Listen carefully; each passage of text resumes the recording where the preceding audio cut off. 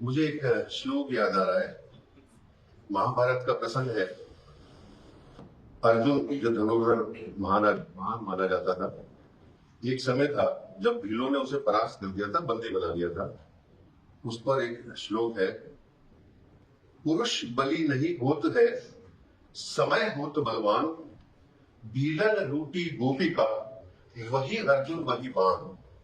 वो कहते हैं कि समय बलवान होता है, मनुष्य बलवान नहीं होता। कोई सोचता है कि मैं इतना बड़ा धुरंधर हूं तो उसका समय बेहतर है इसलिए वो बढ़िया है, जब उसका समय खराब आएगा तो सब चला जाएगा।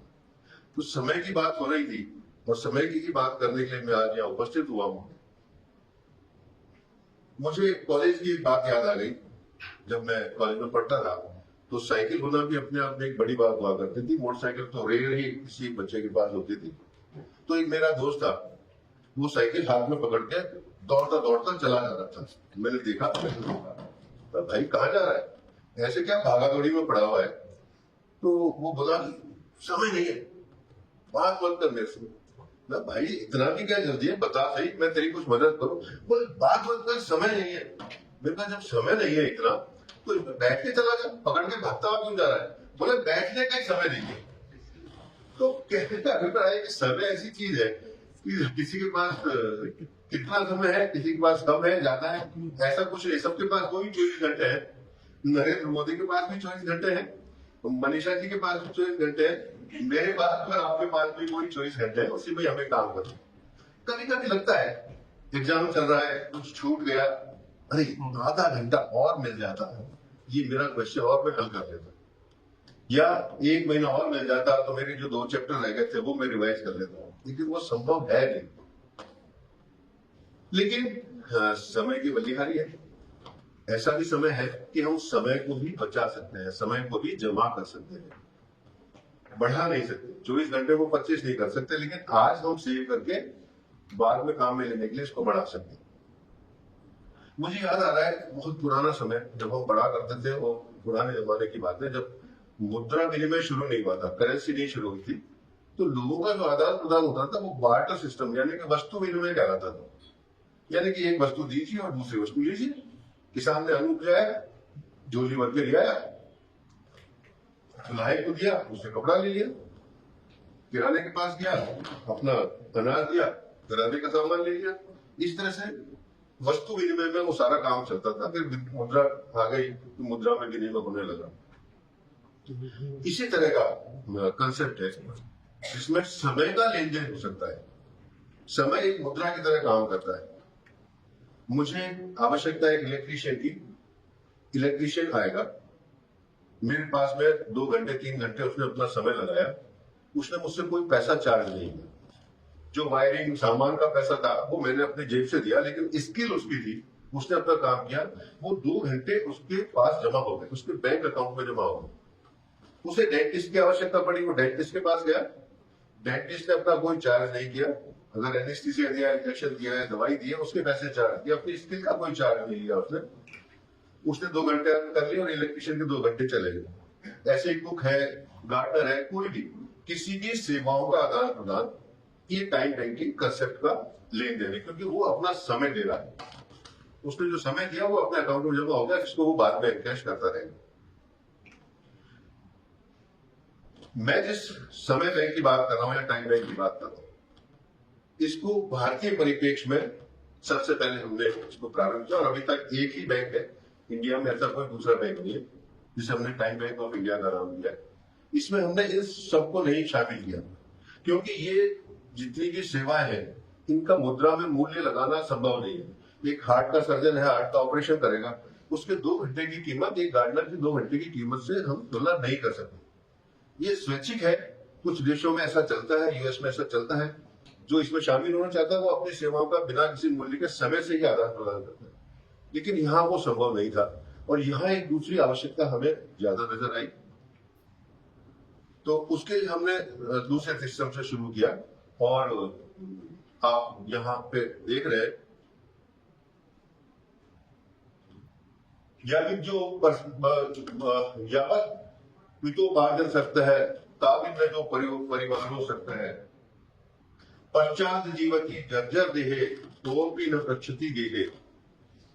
ये आदि शंकराचार्य का चरपट पंथी का स्रोत से लिया गया है कि जब तक मनुष्य समर्थ है, उपार्जन कर रहा है, सशक्त है, सब उसके संगी साथी हैं, उसके दोस्त है, उसके परिवार वाले हैं, उसका ध्यान रखने वाले हैं, बात करने वाले हैं। लेकिन वो जर्जर हो जाता है, व्रत हो जाता है, जीर्ण शीर्ण हो जाता है, तो परिवार वाले भी उसको नहीं पूछते, वो ऐसे ही इधर उधर भटकता रहता है।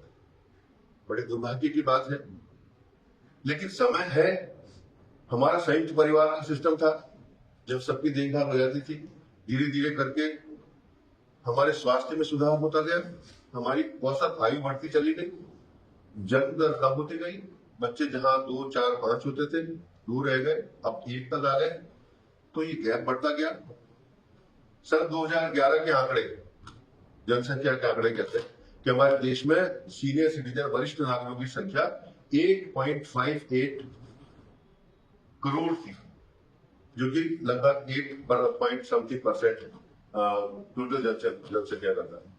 भारत सरकार के जो आंकड़े हैं, अनुमान है, 2050 में ये वरिष्ठ नागरिकों की संख्या बढ़कर हो जाएगी 30 करोड़, जो होगा 19.04%, 19.04% टोटल पॉपुलेशन होगी।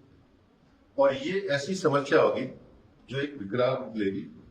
आज कई देशों में इसकी बड़ी गंभीर समस्या है, वहां उनको देखभाल करने के लिए कोई नहीं है, सरकारों के उनके ऊपर बहुत ज्यादा खर्च करना पड़ रहा है, उनके ऊपर अपना लोड है उनकी देखभाल करने के लिए।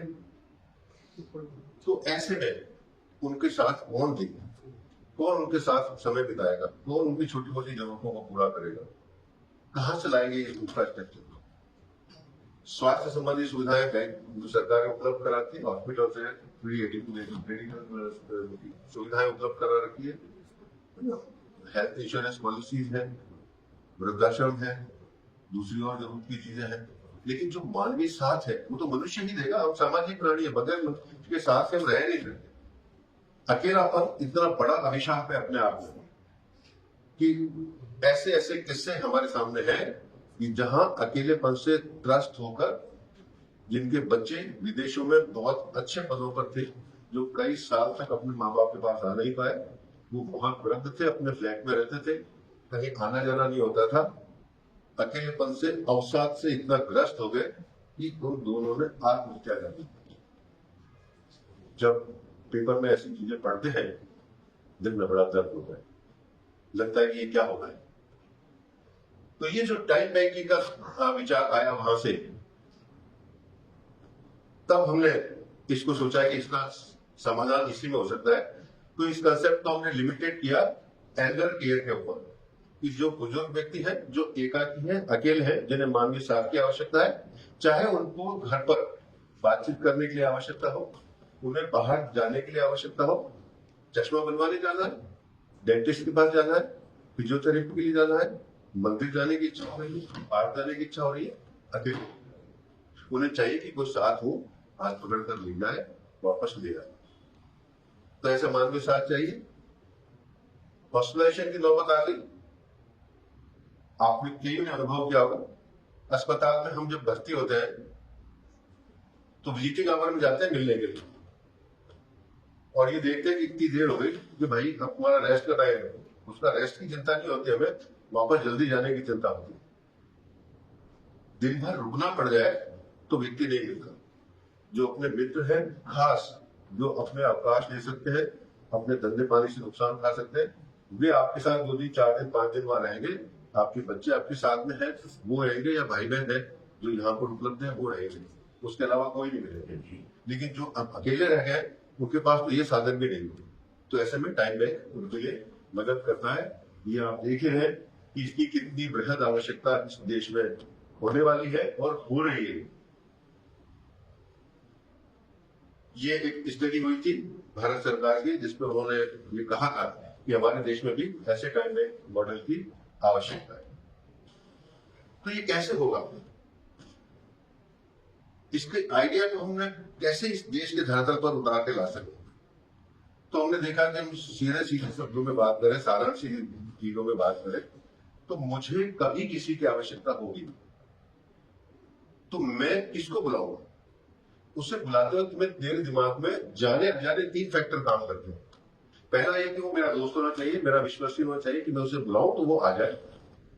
दूसरी चीज मैं देखता हूँ कि वो मेरे आसपास में ही हो, और तीसरी मैं देखता हूँ कि वो उपलब्ध भी हो। उपलब्ध का मतलब, अवेलेबिलिटी का मतलब है कि मेरा मित्र है, मेरे पड़ोस में रहता है, लेकिन वो आउट ऑफ स्टेट गया हुआ है, आउट ऑफ सिटी गया हुआ है, वो बीमार है, वो ऑफिस के किसी काम से इतना व्यस्त है कि वो वहां से छुट्टी नहीं ले सकता है। तो मेरा मित्र है, मेरे पास में है, लेकिन उपलब्ध नहीं है। तो ये तीनों फैक्टर बहुत इंपॉर्टेंट है। तो हमने इस तीनों फैक्टर को कंबाइन करके टाइम बैंक का कंसेप्ट को डिजाइन किया। सबसे पहले हम लेते हैं नजदीक के लिए, तो हमने पोस्टल पिन कोड की ब्रांचेस बनाई। एक पोस्टल पिन कोड, एक ब्रांच है, उस ब्रांच के लोगों को ही एक दूसरे की मदद करनी है। अवेलेबिलिटी की बात है कि जब आपके पास में एक एरिया में 40-50 लोग हैं, 60 लोग हैं, 100 लोग हैं, 200 लोग हैं, और किसी को जरूरत पड़ेगी, आप आवाज लगाइए, तो इतने में से 1, 2, 3, 4 कोई ना कोई मिल जाएगा। तो ये उपलब्धता सुनिश्चित हो जाएगी। जो पहला फैक्टर था विश्वास वाला, वो सबसे इंपॉर्टेंट फैक्टर है, उसके ऊपर बहुत गहनता से हमने काम किया। ऑनलाइन वेबसाइट पर रजिस्ट्रेशन है, कोई भी कर सकता है, कोई चार्जेस नहीं है, कंप्लीटली फ्री है। पूरे देश में कहीं इसके ऑफिस नहीं है, कोई एम्प्लॉय नहीं है, पूरा वॉलंटरी मॉडल है। तो एडमिनिस्ट्रेटिव कॉस्ट हमारी 0 है। जो खर्चा है वो वेबसाइट से संबंधित या कुछ पब्लिसिटी से संबंधित खर्चा है, और कोई खर्चा नहीं। तो वेबसाइट पे जो रजिस्ट्रेशन होगा उसमें किसी का डाटा किसी को नजर नहीं आएगा, सिर्फ आप अपना डाटा देख सकते हो, दूसरे का डाटा नजर नहीं आता। नंबर 1। नंबर 2, हमने किया उसमें केवाईसी, कि वो अपनी फोटो अपलोड करेगा, अपने डॉक्यूमेंट अपलोड करेगा, आपका केवाईसी होगा। लेकिन बात यहाँ पे खत्म नहीं हुई, क्योंकि पता नहीं किसने किसका डॉक्यूमेंट अपलोड कर दिया। आजकल कितने डॉक्यूमेंट कहाँ बन जाते हैं, आधार तक नकली बन जाते हैं, तो किसने किसका डॉक्यूमेंट उठा के अपलोड किया हमें पता नहीं। तो हमने ये सिस्टम बनाया कि जो मेंबर बनेगा वो इनएक्टिव स्टेटस में होगा,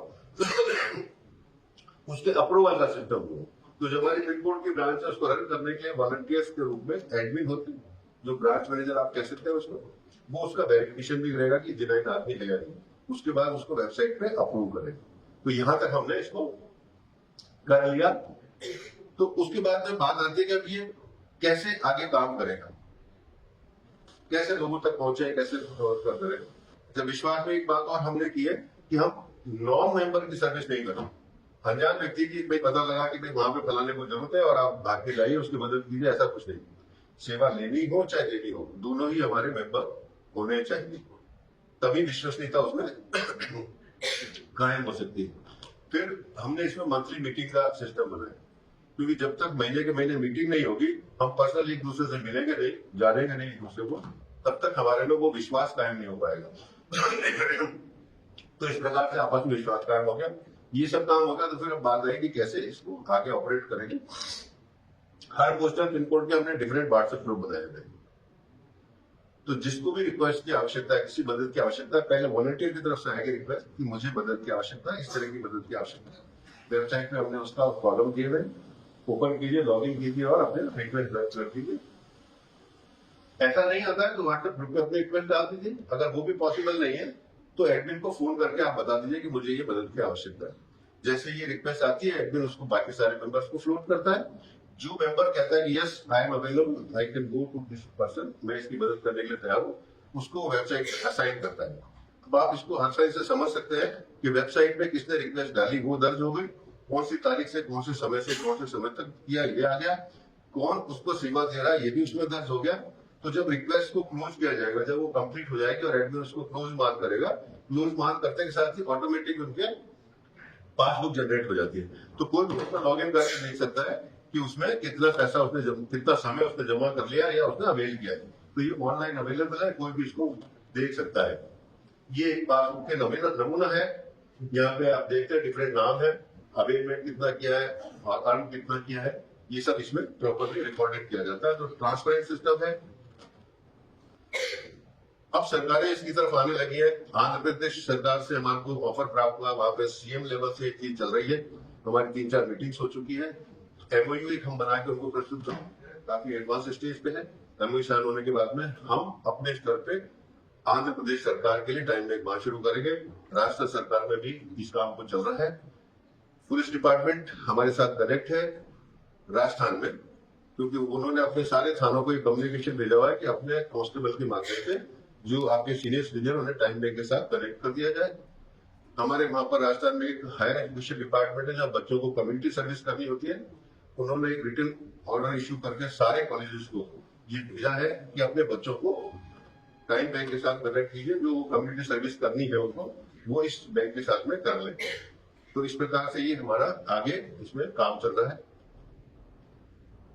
ये जो लक्ष्य लेकर हम चले हैं, हमारा उद्देश्य है कि पूरे देश में हर छोटी छोटी जगह पर, छोटी जगह से हमारा अभिप्राय है कि 2 किलोमीटर 3 किलोमीटर का एक दायरा हो, 40-50 एक मेंबर हो उसमें, वो एक टाइम बैंक की ब्रांच हो। उस ब्रांच में लोगों को आपस में एक दूसरे के पास वॉकिंग डिस्टेंस में पैदल पैदल जाके भी सार संभाल की जा सके, ऐसी स्थापना हो जाए। और इस पर हम काम कर रहे हैं।